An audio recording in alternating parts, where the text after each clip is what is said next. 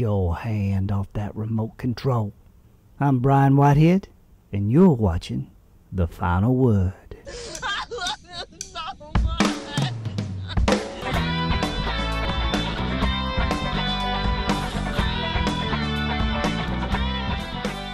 As usual, I want to thank the snakeskin boots and their leader, Kevin Lisenby, for that rousing introduction. Mighty fine job, boys. Let's get on with the show. Tonight, my guest is an author you've never heard of before, B.S. Stevens. Now, I hadn't heard of him myself, as a matter of fact, till he created me for a bit part in his new novel, Do Justice and Love Mercy.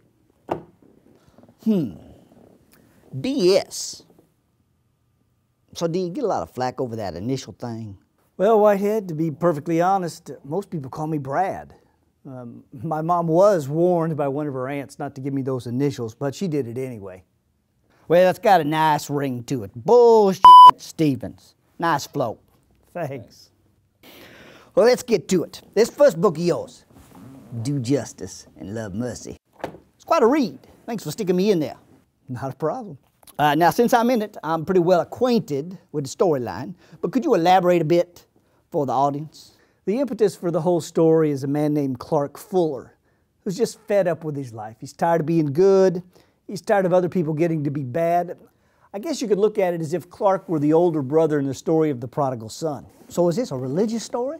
You didn't hear me say that, Whitehead. It's a story based in reality, with real, messy, flawed people. The kind of people that put the word fun in dysfunction. I mean, you're in it after all. Come on, son, let's not get personal here. Whitehead, I'm afraid I can't not get personal here. That's one of the reasons I started writing in the first place. I wanted to read something I could relate to, something that was personal and spoke to me as a person. I hate nice, tidy stories where the people are always nice and polite and the endings are happy. I use real everyday language, and in fact, the biggest complaints about my books come from religious people who try their best to avoid living in the real world. Well, thanks for that outburst. But isn't the goal of a good writer to be objectively neutral in what they write? I'm afraid not, Whitehead. There is no such thing as objectivity in writing. I don't care how many times you've heard that lie, it's not true. Everybody writes from a perspective. Well, then why is there such a push for neutrality in the arts? Because neutrality is a code word for there's nothing but the material world. I write from a perspective that the world is not a huge accident in which things randomly occur. If ever something should be initialized with BS, it's that idea. I write from the perspective of if-then covenantal cause and effect, and I'm not ashamed of it. I hate people shoving lies down my throat in the name of truth. I love the truth, but in our world, most people prefer half-truths. So my stuff probably isn't for most people. I would concur with that, sir. I just hope it's for somebody. Give me a break, Whitehead. An arm or leg?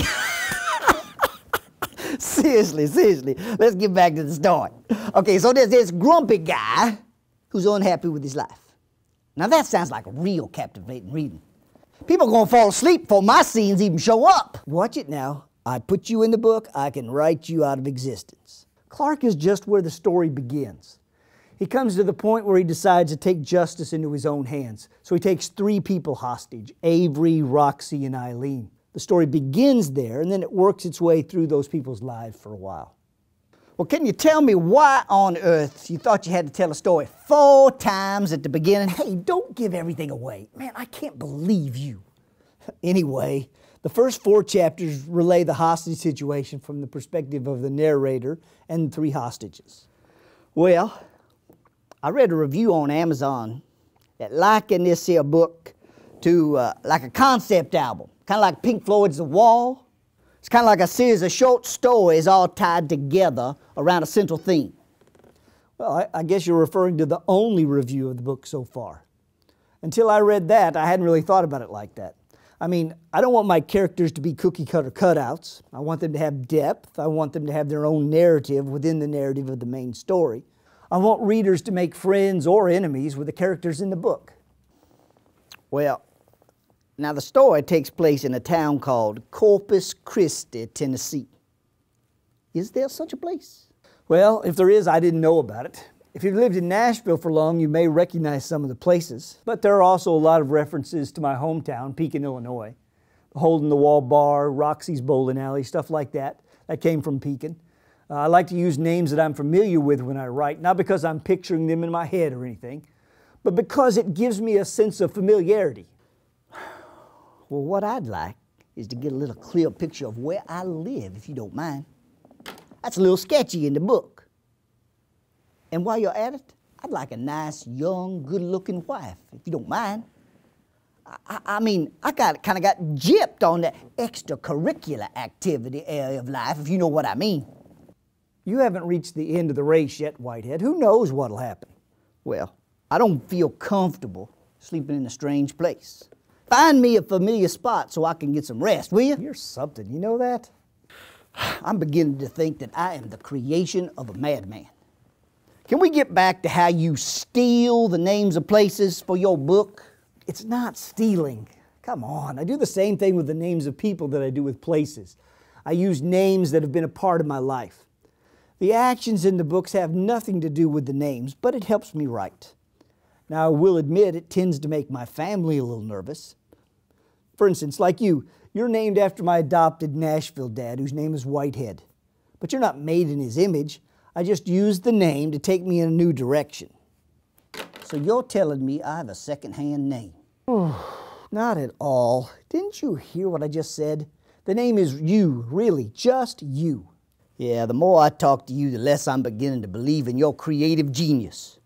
Oh, look at the time. I guess we're done here. Wait a minute. You didn't mention my other book. Hang on now. I hear the snakeskin boots. Sorry. Out of time.